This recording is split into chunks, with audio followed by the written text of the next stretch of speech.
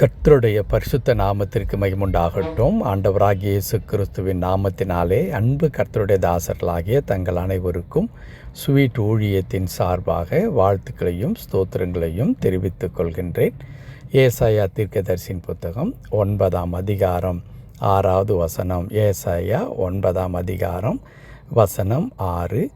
நமக்கு ஒரு பாலகன் பிறந்தார், நமக்கு ஒரு குமாரன் கொடுக்கப்பட்டார். கர்த்தத்துவம் அவர் தோளின் மேலிருக்கும். அவர் நாமம் அதிசயமானவர், ஆலோசனை கர்த்தா, வல்லமை உள்ள தேவன், நித்திய பிதா, சமாதான பிரபு எனப்படும். என் அன்பு கர்த்தருடைய பிள்ளைகளே, நேற்றைக்கு முந்தின நாள் இதே வசனத்தில் இருந்து அவர் நாமம் அதிசயமானவர் என்று நாம் தியானித்தோம்.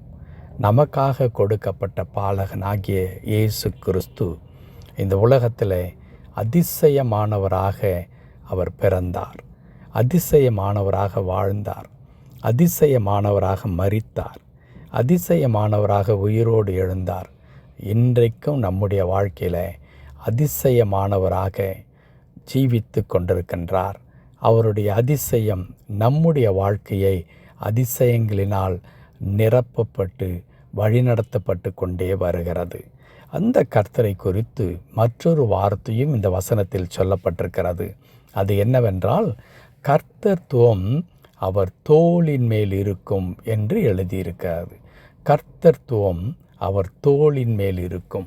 என் அன்பு கடவுளுடைய பிள்ளைகளே, ஆண்டவருடைய பிறப்பு சாதாரண ஒன்றாக இருந்தது என்பது நமக்கு நன்றாக தெரியும். அவரை பிறந்த குழந்தையாகிய இயேசுவை வைப்பதற்கு இடம் கூட இல்லை. சத்திரத்தில் இடம் இல்லாததினாலே பிள்ளையை துணியில் சுற்றி முன்னணையிலே கிடத்திருக்க காண்பீர்கள் என்று தேவ தூதனே இதுதான் உங்களுக்கு அடையாளமாக இருக்கும் என்று கூறியிருக்கின்றார் மேய்ப்பரிடத்தில். அப்படிப்பட்டதான தாழ்மை கோலம் பூண்டவராக பிறக்கின்ற பொழுது ஒரு சரியான ஒரு இடத்துல கூட அந்த குழந்தையை படுக்க வைக்க முடியாத அளவிற்கு ஏழ்மை நிறைந்த அல்லது தாழ்மை நிறைந்த ஒன்றுமில்லாத ஒரு குடும்பத்தில் கஷ்டப்படுகிற ஒரு வாழ்க்கையை நிறைந்த ஒரு குடும்பத்தில் இயேசு பிறந்திருந்தாலும் கூட அவர் மிக சாதாரணமானவராக அவர் வாழவே இல்லை. அவருக்குள்ளாக என்ன இருந்தது? கர்த்தத்துவம் அவருக்குள் இருந்தது. கர்த்தத்துவம் என்றால் என்ன? கடவுள் சகல அதிகாரங்களையும் படைத்தவராய் இயேசு கிறிஸ்து காணப்பட்டார். அவர் தாழ்மைக்குள்ளாக இருந்தார் என்பது உண்மைதான். ஆனால் தாழ்மையானவர் வெறுமையானவராக இல்லை. அவர் எல்லா அதிகாரங்களும் நிறைந்தவராக இருக்கிறார். ஆகவே தான் கர்த்தருடைய வார்த்தை சொல்லுகிறது, அவராலே அன்றி வேறொன்றும் உருவாகவே இல்லை. சகலமும் அவருக்காகவும் அவர் மூலமாகவும் உருவாயிற்று என்று நாம் பார்க்கின்றோம். அத்தனை வல்லமை படைத்த ஆண்டவராக, அதிகாரம் படைத்த கடவுளாக இயேசு கிறிஸ்து இந்த உலகத்தில் அவதரித்தார். ஆகவே தான் கர்த்தருடைய வார்த்தை சொல்லுகிறது, கர்த்தத்துவம் அவர் தோளின் மேல் இருக்கும் என்று சொல்லி. ஆளுகை செய்கின்ற ஆண்டவர், அதிகாரம் நிறைந்த ஆண்டவராக இயேசு கிறிஸ்து காணப்பட்டார். என் அன்பு கடவுளுடைய பிள்ளைகளே, ஆகவே தான் உயிர்த்தெழுதலுக்கு பிறகு பேதுரு பிரசங்கிக்கும் பொழுது அப்போஸ்தலர் நடபடியில் நாம் இப்படி வாசிக்க முடியும், ஜீவாதிபதியை கொலை செய்தீர்கள் என்று.